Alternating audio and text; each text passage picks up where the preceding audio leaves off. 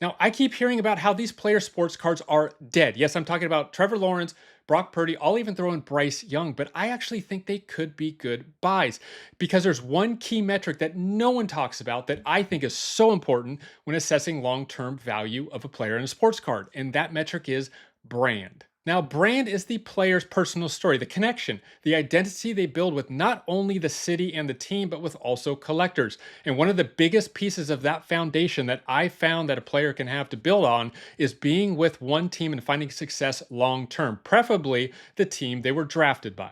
Now, while Bryce Young is under contract with the Panthers until 2027, Trevor Lawrence and Brock Purdy just signed new contracts that put them with their current teams until 2030. Now, I don't see their past as a problem. If anything, I look at this next 5 years as a great opportunity for them to continue to add brand value to both their fans and collectors. See, this is where identity and trust form. And to me, this is what collectors look for long term. Now, by contrast, let's take a look at Sam Darnold. Now, Sam Darnold had a stellar season last year. And in fact, if T Law or Brock Purdy put up the same numbers Sam Darnold did last season, collectors would be clamoring for them right now. But the fact is, Sam Darnold's heading to his fifth NFL team. And with that kind of turnover, it's almost impossible to build, if not even start, his own personal brand. Same thing with Justin Fields. He's entering his third NFL team. So even if he balls out with the Jets, it's hard to imagine collectors buying into him long term because he's had a tough time trying to create that foundation for his own personal brand. And sure, there are outliers like LeBron James, but at least from my point of view, generally speaking,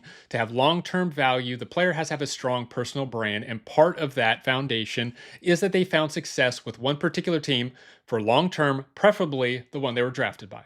So, in my mind, if you're trying to assess long term value of a sports card or player, don't just look at stats.